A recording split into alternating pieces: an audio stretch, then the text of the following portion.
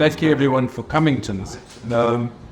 I can promise this is not going to be a formal history of the mapping of False Bay, because that's dead boring. But what I'd rather do is to highlight some interesting features about the context of mapping, or charting as we usually say for sea charts, and something about the context and what it really meant to some parts of society when eventually False Bay was charted. So remember that False Bay used to be False Valley. Pick up with Graham Avery's presentation, and that was about 20-odd thousand years ago. And this is really now about mapping of False Bay. But it's not just the bay itself. It really means the coastal areas, some of the inland areas as well. And what I'd like to do is tell some of the stories about the maps and about the map makers and the context within which they work. And you can see that things have moved quite a lot, moved on quite a lot. So I'm going to go back here to since the early days. And the first map of False Bay is on the left, another one about 100 years later in the middle, and then a 19th century one on the right. So let's just start with it. Why did it take so long? It took until the late 1600s for False Bay to be mapped.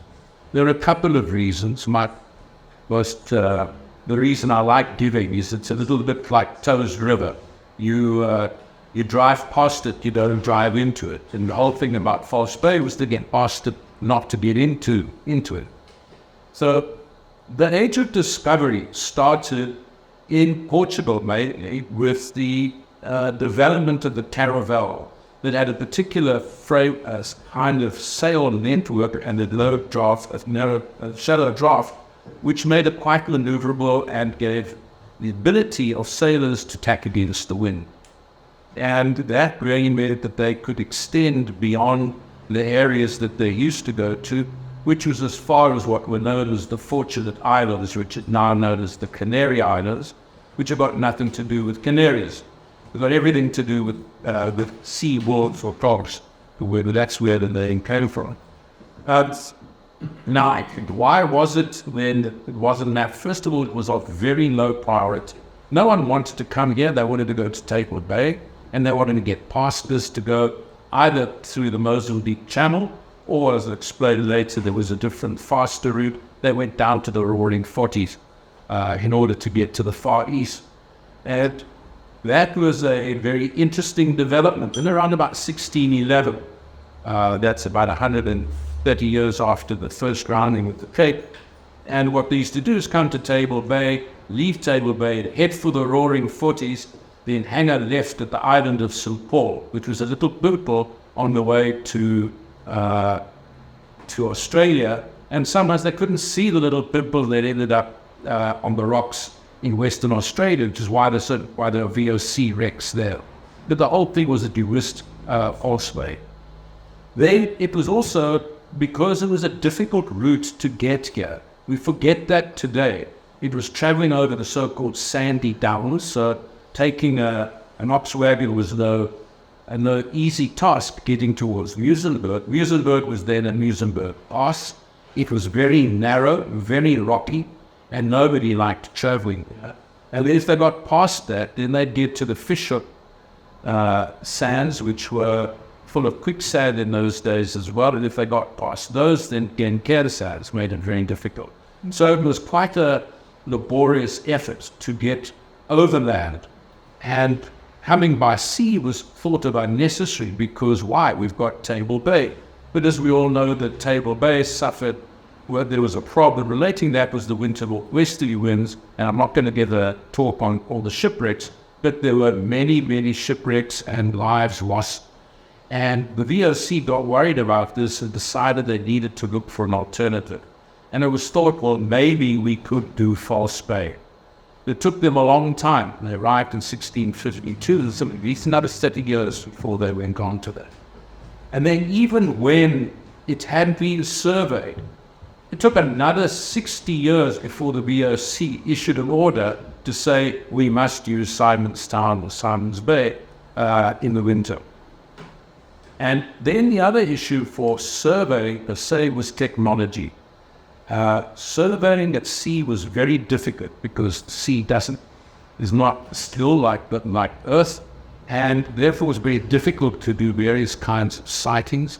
And you can see there what this little is had these quadrants. Now you might say, well, that doesn't look like a quarter of a circle, it's an eighth. Well, it had little mirrors in it, and therefore an 8 times 2 allowed it to be a quadrant. So the quadrants are actually very octopoctans.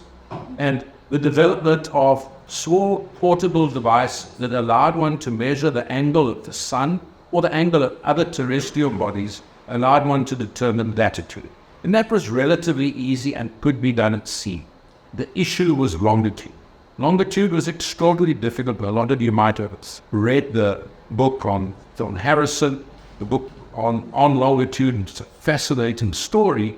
And he was actually a carpenter who designed a watch that was very, very stable and was known as a chronometer.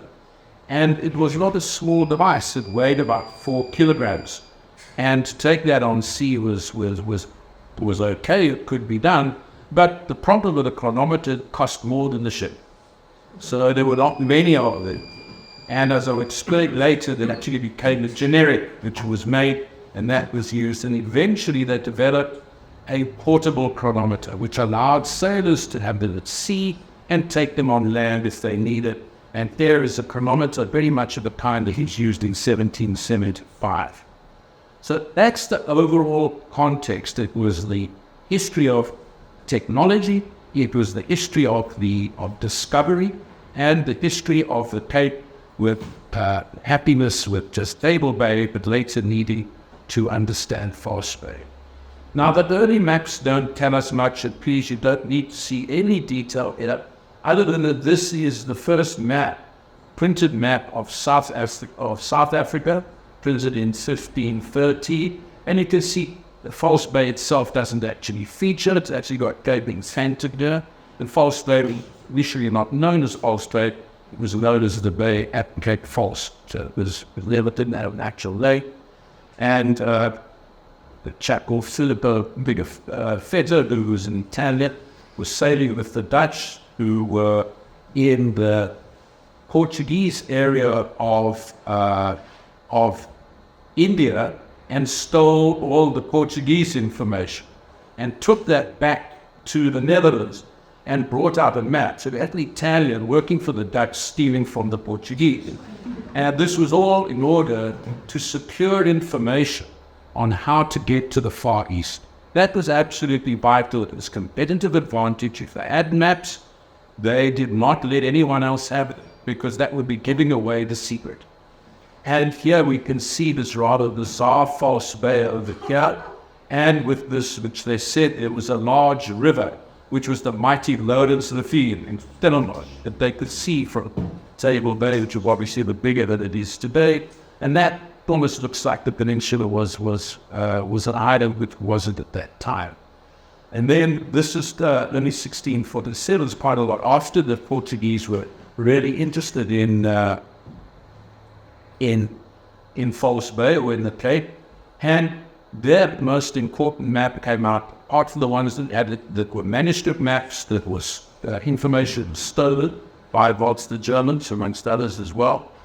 And they brought out the first printed map. And my particular interest is printed maps, not manuscript maps. You can buy printed maps, you have to steal manuscript. I don't feel like an into jail, so I don't have a copy, copies of this particular map, but they're not mine. And the Portuguese described False Bay as the gulf between the mountains. So it was between, obviously, Cape Point and Hong Kong. And it was just known as a very deep, wide gulf, and that there was a river at the end of it. And that's essentially what they need. So that was the name of it. It was actually the gulf between the mountains.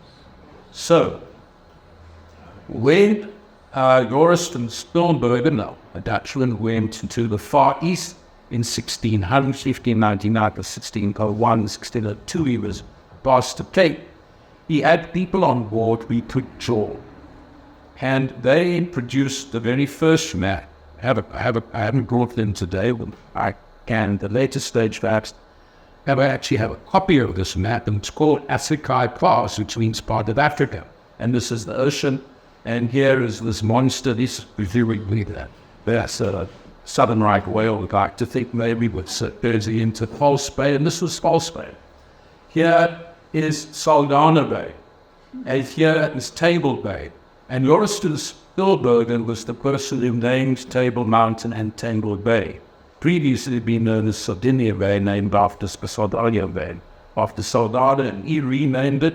And you can see there are some numbers here. I'm not going to go into the details. It's 1 and 2, and the 5 numbers all together, and those are the various structures, Dustin Island, Robben Island, all having names that we don't recognize today. So Dustin Island was Elizabeth Island, for example, named after family members. And so this was the first one. You can imagine now, this was now 1601. That's not particularly useful, even though it's got these so-called run lines. Here is here is the compass rose. The further east shows the direction north. And quite a lot of the early maps had east to east or for a variety of reasons, and many of them actually were like that. And that actually probably comes from the Muslim world, because a lot of the early maps of Africa actually came from the Arabs and from Arab history, and there you would face east, which was Mecca. And I'll show you, in fact, then you go back there, here we can see S, which is Septentrio, which means something to astronomers that the other guys will know about Septentrio. It all has to do with the Big Dipper, and that was the north where the old star was. The O here is this is my cliche. The O on the left there is Occidens, and so that is to the west. And here is the meridians, which was the south. And here we have a cross. And that was the Holy Cross, which even in those days, wherever they were in the world, was one of the symbols, not frequently utilized, to point to the east. And that is, again, probably part of the heritage or the importance of the Middle East in particular, in Northern Africa, in early mapping. So when one starts to collect maps, one has to understand this idiosyncratic lexicon. And the very few books that actually tell you just have to learn and ask other people to be around. So there we have the bay, and there it is today. There's a very nice sunlight picture. You can see they're not really very similar. So what was the progress? Well, the progress came from Dutch cartographers sitting in Amsterdam, using information that came from sailors and sometimes information sent by the VOC. Remember, everything was kept secret because it was competitive advantage. And this was the map in 1644. And that's 8 years before the Dutch decided to settle. There were a lot of people visiting Table Bay at that time. Well, here is False Bay. Here's a rather large hot bay. And this, interestingly enough, which I assume is probably Bishop, is called by Falser. So it was called False, but it was the only map that I've actually seen that. Then in 1652, there's a little book, and you can actually get the Dutch and English version, published, if I'm there correctly, by A. Balkman, and I bought one a while back, and I'm delighted that I did, which gave a description in text to the Dutch about the Cape of Good Hope. And there was one paragraph dedicated to False Bay. For all intents and purposes, it didn't exist in terms of their understanding, and there was very little information. And it was accompanied by a map. And the map was done by a man with a not Dutch name. He did have a Dutch name. He was known as Judovicus Hondius III. And in Dutch, his name is Joost de Hond. And I can understand how he decided to call himself Judovicus Hondius. And he was one of a family that lasted for, he was the third, and there was a fourth, Hondius as well. This is Judovicus. There was a family that was famous for map making. And he was more than just a map maker, he was also a historian. And it's actually a wonderful little book you can hold on if you can, because it gives a description of how the Dutch actually understood the Cape of Good Hope at that time, and it comes with this map with a very distorted false bay, as you can see, and in fact the whole peninsula is very distorted, as is Saldanha. And it's quite interesting that the Saldanha Bay and False Bay were distorted for quite a number of centuries. Then there was a there it is, Clara de Streven. That's the title. The arts. Clear description of the Cape of Good Hope is its longer title, and if you go to Google it, you'll find it. And if you can't find it, let me know. It is available. I got my copy at that Copperbooks. And then the map came out by someone called Johannes Wurtz. I was particularly interested in this because I dated it. I was did a lot of research on this map, and you can see that it too has a very distorted Cape Peninsula. There's Hout Bay, this is False Bay, and you can see at this time it was already known as False Bay in 1698. I put this 1690 because in square brackets, so that means that he actually copied a secret manuscript map that was at the VOC. And one of the nice things about getting to study the VOC maps is that they are available, many of them in digital form. Once you learn the difficulties of getting through the National Archive system, you can actually access it, and you can download them from from very high resolution to files to not very high, and they're generally available. So it didn't make much progress all the way to 1700. But again, remember, this was a printed map. Some of the manuscript maps were more accurate, and I have a suspicion that they purposely let these printed maps go out so it was lead everyone who wanted to come to the Cape. Well, eventually in 1687, Simon van der Stel, he had just returned from the Copper Mountains. Remember, in 1685, he went all the way through to Springbok to go discover the Copper Mountains and his work. And he decided to go on a boat called De Noort and to survey False Bay to determine its suitability as a winter anchorage. He initially went by land and asked to be collected at probably at Ouden Bay. So the boat actually traveled from False Bay, went all the way around and picked up the Honourable Governor, and then they started to survey False Bay.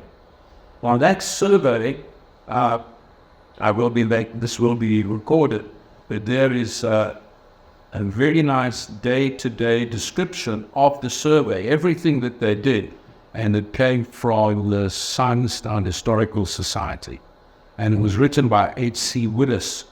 So if you Google Van der Stel survey H.C. Willis, you will actually find it, and you can download it. And it gives a very nice day-to-day description of the survey. And what it reveals is not only were they surveying, but they also did quite a lot of fishing. And they really enjoyed their fishing. There were a couple of times when he actually went off the ship and then went on more fishing expeditions. And by all accounts, they caught a lot of steenbos. And here is the reference. I just put it here, it said this is actually at the National Archives in the Netherlands, and it's accessible. And the reason some of this is not very clear when I get onto it is because I'm still waiting for a high resolution to file to be sent to me. But this was the shape. You can see they did some soundings, so they had some depths all the way, obviously, because this was the key route on the way to Simonstown from Cape Point, and did one of that. Then obviously they did this area here because the people from the Indian Ocean would access from over here, so they did quite a lot of sounds, and then all the way around here in Simonstown, all the way to it says Cork Bay started this way, which was where it wasn't fishing, but it was Cork Bay where he was collected. And here is the Mighty Lawrence River, and there is the Esterrivier, and this is Gordon's Bay, which obviously wasn't known as Gordon's Bay at that time. quite interesting that where that little T is, and I've never seen it and I've never seen it elsewhere, there's those Kombuis.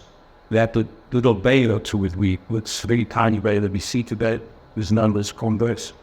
And he did not a bad job for the 1687 survey of False Bay, sent a report to the VOC, to the year 17 in Amsterdam, and like any good large company, they sat on it for 60 years. And 60 years later, they gave an instruction that in July, August, and in June, July, August, thou shalt anchor in Simon's Bay. And that became formal anchorage. Obviously, there became a need for even more surveys because as they'd made that decision, more ships went into the bay, therefore there were more shipwrecks. So it's not to say that the survey is necessarily bad, but not everybody had that. And you get a lot of ships, eventually you will get shipwrecked. And so this really set it off. Now, it became a little confusing. In 1752, Neil Glasgow is this man, and I studied it as well, with our chap called Nicholas Louis, with a Kynes, an astronomer, came out here, and he measured a whole lot of triangles here in order to determine the shape of the Earth. I'm not going to go into that story. It's a story on its own, and it has a very interesting aspect to it, which I'm not going to go into. However, he brought out a map. And the little map was really not a large map. It's probably not, it's about that size. And he brought it out in order to illustrate the position of the points of its triangles. And you can't see it here. There's a little baseline here very close to Darwin, which he measured out with a measuring rod, or a few kilometers. What was interesting was this map, which I'm sure you all realized is wrong. It's right in every way with the areas that he visited and very accurate from a longitude and latitude point of view. He's a very good astronomer, but he somehow drew False Bay ending here, which is probably around about Kokelbai area. I have studied all the VOC maps I can find, and I cannot find how he came to do this. Nobody has been able to offer an explanation. But in fact, the Dutch realized that this is a VOC manuscript map. If you look pretty carefully, you can see this is the border, this is the postal outline, and over there, in ghost form, is Lakai's map. And what they did was to correct Lakai's error.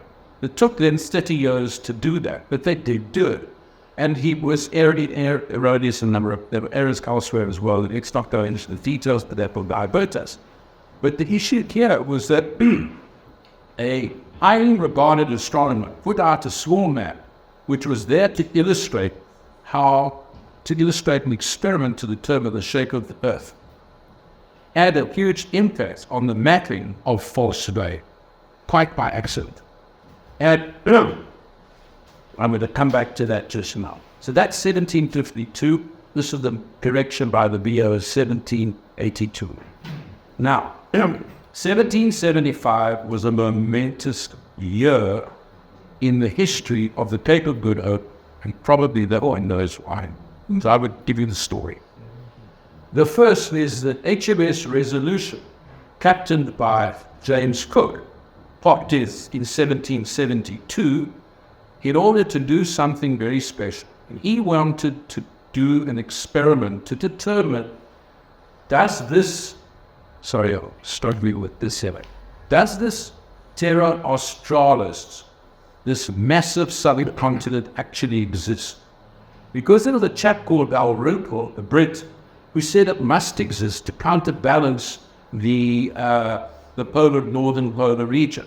And they even had what they knew of Australia as actually incorporated in Terra Australis. Australis just leaning south. And he set out. And the way he was going to do it was first of all to pop into Cape Town, meet all the people, and to then proceed to the Antarctic Circle. But this was a really interesting ship for the variety of reasons. The first is there were some interesting people on board. The first was George Vancouver, known for Vancouver Island for later surveys of the west coast of North America. Captain Bligh was on board as first mate. He visited Simonstown sometime later when he was there on the Bounty. There was a chap called William Wales, who was an astronomer. What these three people had in common is they hated this guy, and that was Johann Arnold Foster. And he was a Prussian Scottish, a Prussian Scot, if you can imagine that. He was a Prussian whose family went to Scotland. A very elegant, arrogant, but extraordinarily bright, a brilliant person. He was a real polymath. And he had a particular kind of behavior, and he was known as the tactless philosopher. And they said that it was Cook's greatest mistake was to hire this man.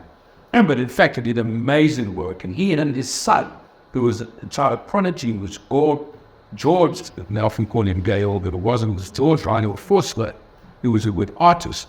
And they were exceptionally good botanists. And they are known for the fantastic work they did on the voyage. Now, on board in not on board in 1772, was Anders Spannemann.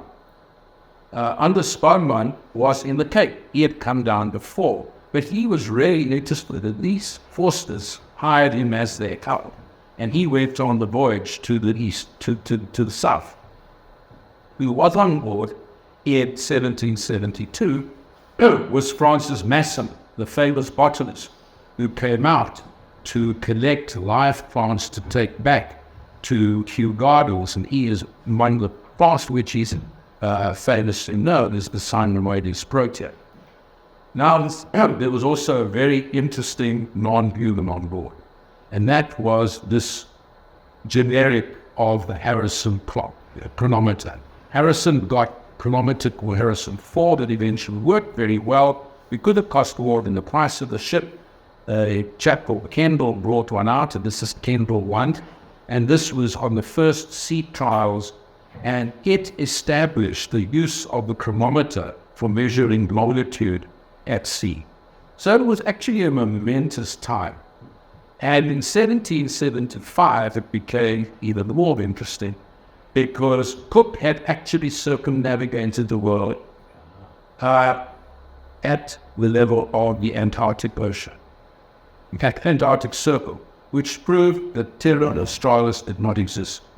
So a ship was used as an experimental method, or a piece of experimental equipment, and that totally changed the mapping of the world. And here is from the Norfolk Islands, here is the HMS Resolution, here an iceberg.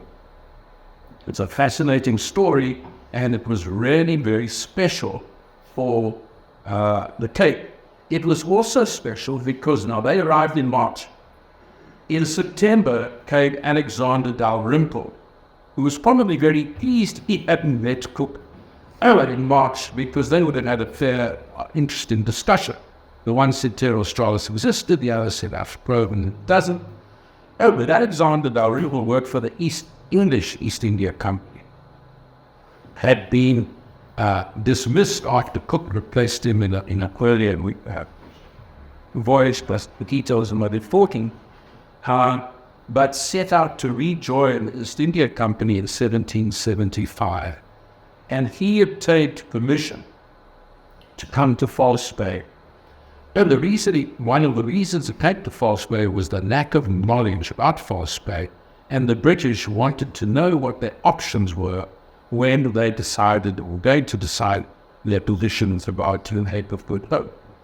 So here is a map that was brought out by a Frenchman, Manouillet, and he and Lacaille, we did the shape of the Earth, were good friends. In fact, Manouillet brought him out in the ship to the Cape, and this was considered for a long time the first map, and it was attributed to this person called Manouillet.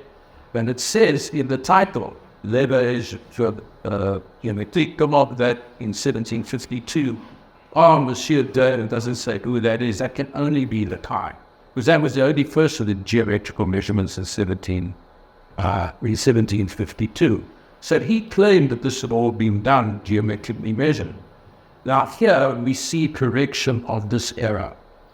And this map had not been known until recently. I was fortunate to find it, and they wrote out an article about it.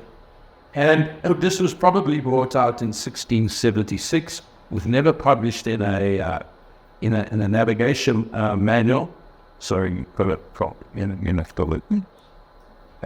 television. Well, no, I'm reading it. So this, and this was copied by many, mainly British cartographers and hydrographers who published it in what they called pilots. The English pilot was known as the Oriental pilot, which would provided information with charts of the route from the UK from England to the Far East, and it had instructions on how to navigate. You can imagine how they must have had to describe this with all these errors. And the one that came out in 1775 is the most famous of all of these. But in 1812, a variant came out. That was produced by, again, not by Randolph himself, because he died in 1780. But he was sent, because he was good friend with the French, the Dalrymple sent in 30 copies of his survey, which we will discuss this now, of False Bay.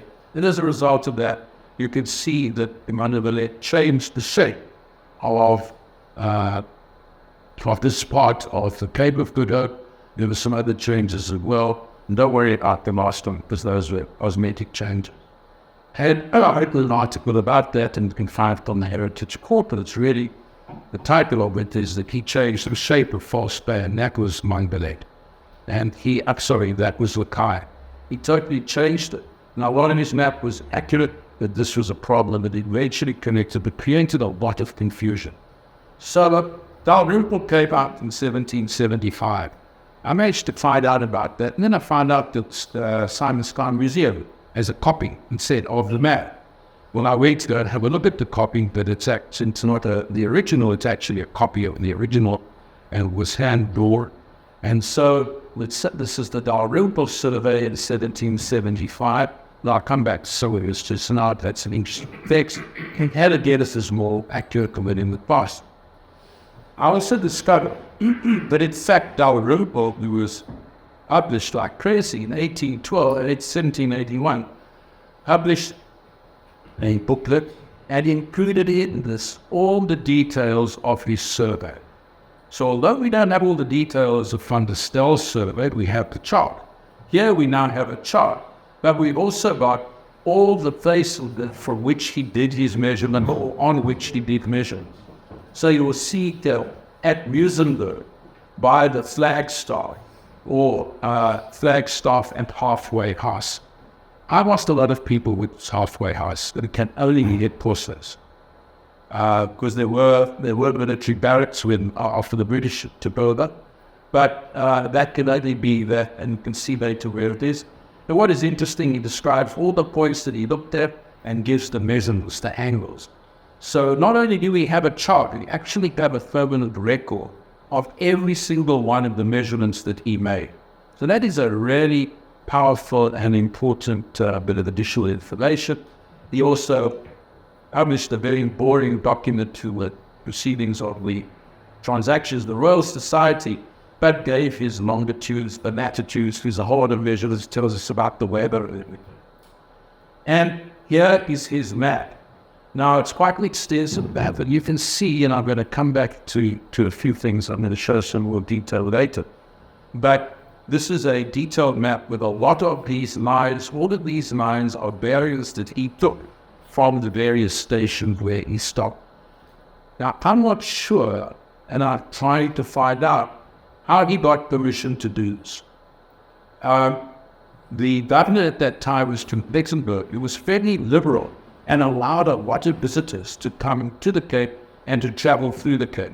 And he must have granted permission for a British ship to spend a whole month, not only at sea, but if you look at the record, he actually went all the way to Constantia, to the old farmhouse, took measurements from there, and so he was on land as well. And he was allowed to do this. This was at a time where the Dutch were more worried about the French and the Brits because there'd been some sort of peace treaty for a while. Did Van Clyttenburg speak English? Not to the best of my knowledge, but they would have had a translator, I guess. And certainly Dalrymple didn't speak Dutch. No. I have no knowledge for sure as to whether they spoke. As far as I understood, he only spoke Dutch. A good question. So there is Muizenberg, and that is the station we had at Muizenberg. There's also the other ones here. You can see Cork Bay, Fishhook Bay, and this is round about Glencairn, which he calls now Elsie Bay. And the question is, was that actually the Flagstaff, and where was that Flagstaff relative to Ed Bostas? I'm not sure. I've never seen that described, but we'll come back to it just now. And then he talks about the Sandy Downs Station. I'm not sure where that is. I can't find it, but I do believe that modern hydrographers and reverse engineer this and take the map, and there are a couple of fixed points that we know for certain, and actually go in and tell us where that is. So I'd really be interested to know where that is. I think it's probably not far from somewhere like Sunrise Circle. It's probably somewhere in that area, but that's speculation. I don't know for certain. Here we can see a little more detail, and you'll see there's some text, some description. And this is written by Daniel Whittle of Whittle's Rock Bay. So it's a very interesting map from that point of view as well, not so much because of all of this detail. And here, which is quite important, is he made Seal Island as Seal Island. Seal Island went through a few names. It was first unnamed, and then it became Malgarsen Island, which was Gannet Island. Then it became Witteklip, which is from the guano, not because it was granite, but because of guano. And then it became a Seal Island, and getting into the Seal Island. Now, I'm not going to go into much detail of this, but in 1788, another Captain Haddock another Brit came here and did surveys. And the reason that this survey is interesting is that, and we cannot see it today, so I'm not going to spend too much time, but you should see if I can show it. I'm afraid I can't show what I want to show you. But he actually plotted the route of the Colnbrook, which struck the Handle, southeast of Head Point, and they struggled across this leaking and went all the way to Kurfel Bay. And that becomes an interesting issue as well, because Robert Borden developed a large map of False Bay, which has been totally I've actually never seen it reported anywhere. I happened to find it while I was preparing this and preparing an article. He did an extraordinarily detailed survey of False Bay, for which he has received no recognition, the way about it now, would he? But it was very large. I mean, in mapping terms, this is 0.6 meters high, and it's over 1 meter wide. So that's a large map, and it's a detailed survey. And what I have found particularly interesting is not just of the bay itself, but also what was around the bay. And you'll see he put little ships here, and the dotted lines, which you can't see very well, showing that this was the route of the ships coming from India. And here are the little ships, and he's showing the route that they could have taken, or since recommended, or he recommended, to get to Borders to Simonstown, if you were coming from the Atlantic Ocean, or from the West Coast. And he described it in quite a lot of detail. You can't see it here, and I'm sorry, again, I'm waiting for the high resolution image. He described the anvil, and he said, when you sail around the corners, good hope, at the anvil, you should be careful in bad weather, not to mistake corner of Devil's Peak for the corner of Muizenberg, because that would have get them going on the wrong track and could be potentially dangerous. And then he just says, sailing between the Ark, that's Noah's Ark, and the mainland is possible, but most dangerous. the most dangerous, but there are always breakers there. So he was basically saying it's dangerous, don't do it, and the breakers will tell you there, don't do it. What I also found interesting in his was not only his Muizenberg, probably again the flagstaff at Postes, because here at the military barracks you can see so this it wasn't using military barracks, was using the flagstaff at Postes as one of his station, and here's his Malachas Island. So that is Gannet Island. Here's Hawk Biting. I thought what was very interesting in this one, you can't read it there. There's no, what is Dyer's Beach, of course, Suzette's Pie, which I've never seen before. But he also shows Puskas Kraal, which is the old Elmstead at Sunnydale. And he even shows the reach, you can see it here, that they took over the mountains, going past the shortcut that we take now to Glencairn, to get down to Glencairn, or to go straight into Simonstown. Because when a ship arrived, and it would go off, they would hear it, and then there was a race to get to deliver fresh wheat and veg to the sailors. And you either had to do it, get really fast and get to Cork Bay, and if you got to Cork Bay, you'd have to offload, put them onto a ship, and then the ship would sail through to Simonstown. Or if you were over here, they would take the shortcut and take their wagons. I mean, to look at it this day, that you're driving, so there's no way that would take an Oxford. But they did. And they used to sit by the ship. So this was what I like, it's a really very, very interesting, and there's Nutuk with the Brand's house. So it's for me, it's a very special map, and this is probably going to be one of my projects for the second half of this year is to write up this map. Now, he talks about Koorgel Bay, which is over here, but he also says Koorgel off Collenbrook's Bay, because that was where the surfers are. That's where, if I understand correctly, if I remember correctly, that's more or less where the Colebrook went to, was wrecked. And then I asked myself, well, was it Koorgel Bay named after bullets, after the rocks, or was it a Dutch version of Colebrook to say it was actually a Koorg? Seems that it was actually named after the rocks and not after the Colebrook. That it seemed to be what consensus at the beginning. Here is Patterson's Biking. That's named after Patterson, the explorer of eventually South Wales. And I think this is probably Royals, because that which sucks possibly the Royals. And there is the plain Huntcliffe, there is the major Huntcliffe, and there's what he calls Gordon's Bay, which we know as Pringle Bay, and I'd never seen it named Gordon's Bay before. And if the next map that came out from the Brits after they took over in 95 and 1797, this was renamed, but that was renamed to Pringle Bay, and Gordon's Bay became the one that we know. Then what was also interesting was, so that I'm very struggling with this, that's what marked the surface from the beginning. He also showed examples for this bay. There's Mbasi, and here is the mighty Lawrence River. There's the mighty Esterrefiet, and he shows Spafferdeken, which was constructed in 1700, and he even shows the road or the route that people took, which was the Gantar Torf. And over here, he talks about the Bart Marcus Ares, and that was owned by a chap called Brink, and that is in today's Maori Pass village. So there's a really interesting history to this map, but I think it's probably deserving of bringing all of that together. The map is being, to the best of my knowledge, completely neglected. And so there was a chance discovery that I was really happy to do, and I know you and I think we're going to spend some time in Christmas holidays working on this map. Just a quick question. You still see that Combase is over there. It's spelled with a C.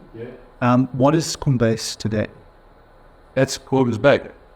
I don't know. I don't know anyone goes to Gordon's Bay. I don't know if that little bay has got its own little name. I'm not aware of it. It's near Bikini Beach. It's just known as Gordon's Bay. So it's really a fantastic map that came out in 1780. But it was as a manuscript map, I'm still waiting for a high resolution image. So one of the things that's really, you can also buy it from Getty Images, but you have to pay $500. But if you get it from the Rijksmuseum, which is where it is, all of Morden's work is at the Rijksmuseum, you can download and request for it. And you can download a reasonably high resolution JPEG file, which is this. And I've asked for a free tissue which they must send to me, so don't waste $500 on Getty Images. I must say it's one of the things where the Dutch archives and the Rijksmuseum are absolutely fantastic. If you want images, you can get them. You've just got to acknowledge. That's all they ask. And I think that's a very, try and do that here, and that's right. We're rapidly considered insubmission. Roger? Yeah. Roger? Yes. I'd suggest you get in touch with Trish Wood, who's the present owner of Puspas Crow. Yes. I know she's very interested in history, so she'll be very helpful. Yes, and thank you. I remember that her name because the Vassar people went to her farm and I looked at its construction. I should do that. Sorry, this is Haddar's map. I've got it here. And he shows that it strikes the anvil. This is the course. And he was actually on another ship at the time when the column struck the anvil and then struggled to get across, come to safety, but ended up at Kokobai where it was wrecked. And he came out in 1788. And he was a hydrographer and Navy captain who happened to be on a sister ship. And so it's probably it's the first time I've actually seen a suggestion of what the course was of that boat. So this is this famous painting by Johannes Federici, who lives in South Africa. And what you can, again, I'm sorry about this step, but all of this smoke here is housing Casablanca. Here is considered to be Postes, and here is a flagstaff. And I want to know which flagstaff this is. And this leaves to be the encampment along the river, almost certainly, not with the current lagoon where there was an encampment. Now, this may be artistic license, I don't know.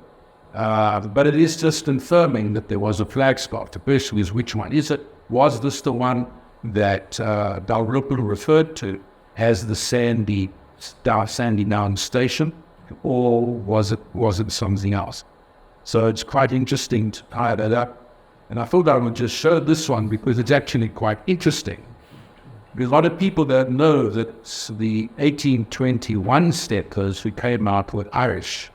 And the Irish went to Simonstown thinking that they were stopping there on their way to Algoa Bay. And they were informed by the Dutch, or by the English, by Donkin, Van Donkin, can you take a joke? You're actually going to Clan William. And they were all sent to Clan William. Walter Sinnott was an ex-Irish officer who was an accomplished navigator in many ways as well, and a very accomplished botanical artist. And while he was sitting in Colstway wondering what to do, he took Huddard's map in 1788 and included in handwriting. I actually happen to have this one at home. All the places of importance. You can see Rowan's Rock, Sealands Bay, spelt you've got Siemens Museum by Dalrymple, and that was just an interesting one. It's not a novel painting, a novel map, and this really sets everything in motion for that accurate chart. I'm not going to try and show any detail of this, other to say that after the British took over, they immediately in 1797 did a survey of False Bay, and False Bay and all the other bays were subject to surveys by the British Admiralty, and a lot of those surveys are still used today by a number of people, and they really established the whole process of doing surveys. And they're very often, as you can see, this is Cape Quay, and there you can see Hunter in the distance, so they did all these profiles as well. So accurate mapping, really accurate charting of False Bay started in the late 1700s, but by the mid-1800s, It was mapped in a lot of detail. The depths were well known, and so it was essentially effectively mapped from about as of about, I would say, 1728. This is a 1728 survey. So that's a glimpse of the history of the charting of Falseberg and some of the stories that are really part of that overall story of the charting. Thank you for this. Yes, Clement, you want. We say to yourself by stating